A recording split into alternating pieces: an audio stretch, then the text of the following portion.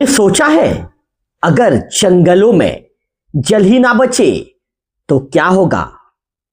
प्यासे रह जाएंगे ना सिर्फ जानवर बल्कि वो लोग भी जो जंगल के पहरी हैं।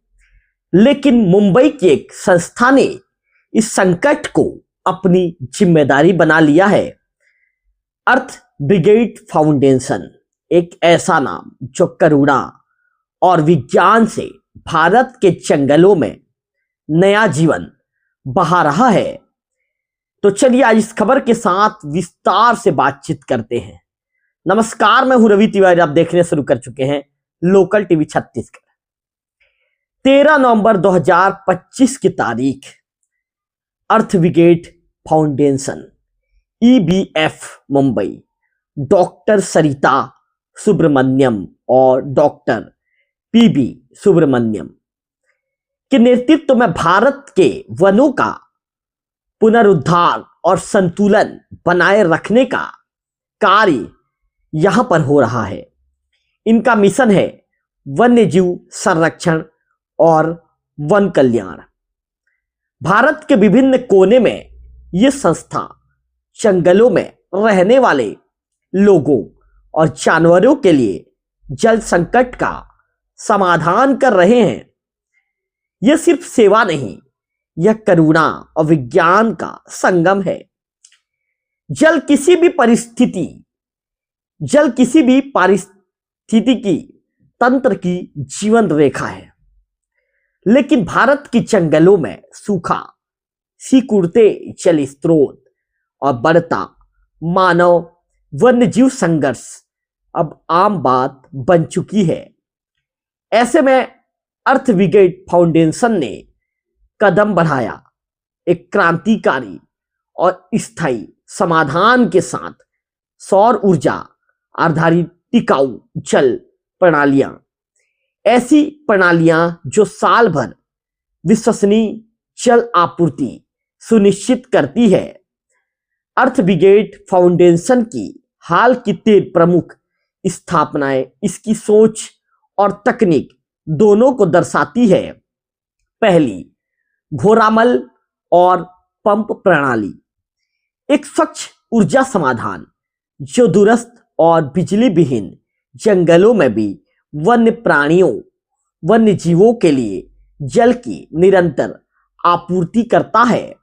दूसरी, गताबारा सौर पंप सुधारात्मक प्रणाली, यह ना सिर्फ नई क्षमता जोड़ती है बल्कि पुरानी प्रणाली को पुनर्जीवित भी करती है, जिससे दक्षता दोगुनी हो जाती है।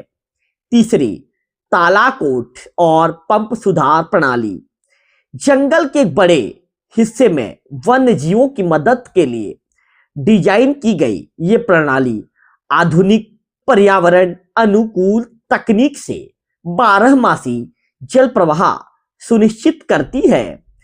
निश्चित तौर पर आज अर्थ ब्रिगेड फाउंडेशन ने भारत के 29 जंगलों में 193 से अधिक जल पंप स्थापित किए हैं। इनमें सौर पंप, बोरवेल पंप और सुधारात्मक उपकरण शामिल है। इससे जंगलों को मिला जीवन, वन्य जीवों को मिला पानी, वन रक्षकों को मिली राहत और स्थानीय समुदायों को मिली जल सुरक्षा। और यह यात्रा यही नहीं रुकी। हाल ही में 8 नई प्रणालियां स्थापित की गई, जिससे देश भर में जमीनी संरक्षण नेटवर्क और मजबूत हुआ।